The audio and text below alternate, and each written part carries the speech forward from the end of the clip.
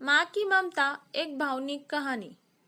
एक छोटे से कस्बे में समीर नाम का एक लड़का रहता था। बचपन में ही पिता की मृत्यु हो जाने के कारण परिवार की आर्थिक स्थिति बड़ी दयनीय थी।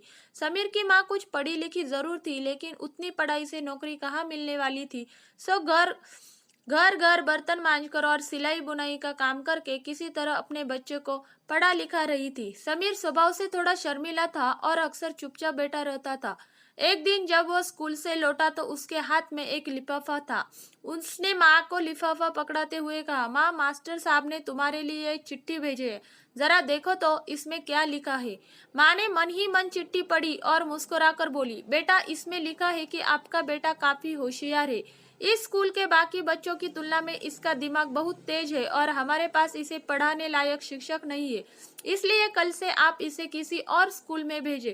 यह बात सुनकर समीर को स्कूल न जा सकने का दुख तो हुआ, पर साथ ही उसका मन आत्मविश्वास से भर गया कि वो कुछ खास है और उसकी बुद्धि तीव्र है। माँ ने उसका दाखिला एक अन्य स्कूल में करा दिया। समय बीतने लगा। समीर ने खूब मेहनत से पढ़ाई की। आगे चलकर उसने सिविल सर्विसेज परीक्षा भी पास की और आईएएस ऑफिसर बन गया।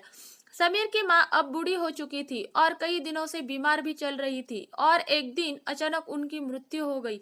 समीर के लिए यह बहुत बड़ा आघात था। वह बिलख बिलख कर रो पड़ा। उसे समझ नहीं आ रहा था कि अब अपनी माँ के बिना वो कैसे जिएगा। रोते रोते ही उसने माँ की पुरानी अलमारी खोली और हाथ में उनकी माला, चश्मा और अन्य वस्तुएं लेकर चूमने लगा। उस अलमारी से समीर को पुरानी खिलौने और बचपन के कपड़े तक संभाल कर रखे हुए थे। समीर एक एक कर सारी चीजें निकालने लगा और तभी उसकी नजर एक पुरानी चिट्ठी पर पड़ी। दरअसल ये वही चिट्ठी थी जो मास्टर साहब ने उसे 18 साल पहले दी थी। नम आंखों से समीर उसे पढ़ने लगा। आदरणीय अभिभावक, आपको बताते हुए हमें अफसोस हो रहा है कि आपका बेटा समीर पढ़ाई में बेहद कमजोर है और खेल कूद में भी भाग नहीं लेता है।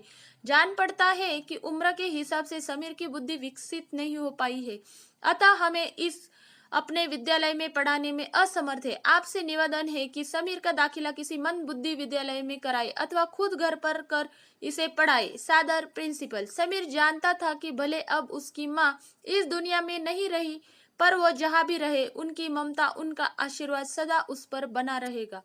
भगवान सभी जगह नहीं हो सकते, इसलिए उसने माँ बनाई। माँ से बढ़कर त्याग और तपस्या की मूरत भला और कौन हो सकता है।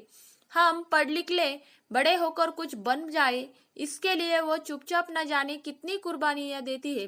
अपनी जरूरतें मार कर हमारे शौक पूरा करती है। यहाँ तक कि संतान बुरा व्यवहार करे तो भी माँ उसका भला ही सोचती है। सचमुच माँ जैसा कोई नहीं हो सकता।